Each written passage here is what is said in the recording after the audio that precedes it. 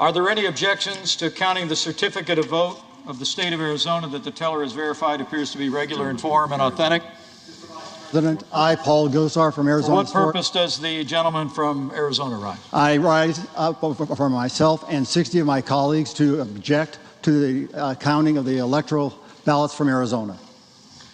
Is the objection in writing and signed by a senator? Yes, it is. It is.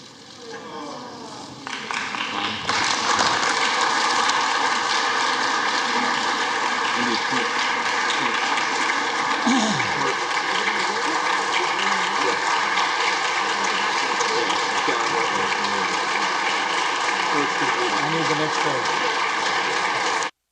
They didn't do social distancing. They stayed. An objection presented in writing and signed by both a representative and a senator complies with the law, Chapter 1 of Title 3 of the United States Code. The clerk will report the objection. But it is nonetheless a reality for nearly half the country. I would note it is not just Republicans who believe that. 31% of independents agree with that statement. 17% of Democrats believe the election was rigged. Even if you do not share that conviction, it is the responsibility, I believe, of this office to acknowledge that is a profound threat to this country and to the legitimacy of any administrations that will come in the future. I want to take a moment to speak to my Democratic colleagues. I understand your guy is winning right now. If Democrats vote as a bloc, Joe Biden will almost certainly be certified as the next president of the United States. I want to speak to the Republicans who are considering voting against these objections. I understand your concerns, but I urge you to pause and think. What does it say to the nearly half the country that believes this election was rigged if we vote not even to consider the claims of illegality and fraud in this election? And I believe there's a better way. The leaders just spoke about setting aside the election. Let me be clear, I am not arguing for setting aside the result of this election. All of us are faced with two choices, both of which are lousy. One choice is vote against the objection. And tens of millions of Americans will see a vote against the objection as a statement that voter fraud doesn't matter, isn't real, and shouldn't be taken seriously. And a great many of us don't believe that. On the other hand, most, if not all of us, believe we should not set aside the results of an election just because our candidate may not have prevailed. And so I endeavored to look for door number 3, a third option, and for that I looked to history, to the precedent of the 1876 election, the Hayes-Tilden election, where this Congress appointed an electoral commission to examine claims of voter fraud. 5 House members, 5 senators, 5 Supreme Court justices examined the evidence and rendered a judgment.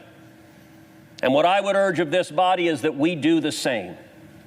That we appoint an electoral commission to conduct a 10-day emergency audit, consider the evidence, and resolve the claims. For those on the Democratic aisle who say there is no evidence, they've been rejected, then you should rest in comfort. If that's the case, an electoral commission would reject those claims.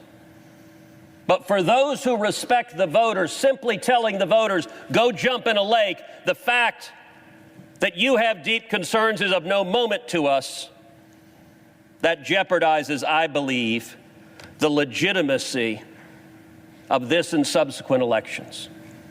The Constitution gives to Congress the responsibility this day to count the votes. The framers knew what they were doing when they gave responsibilities to Congress. We have a responsibility, and I would urge that we follow the precedent of 1877. The Electoral Count Act explicitly allows objections such as this one for votes that were not regularly given.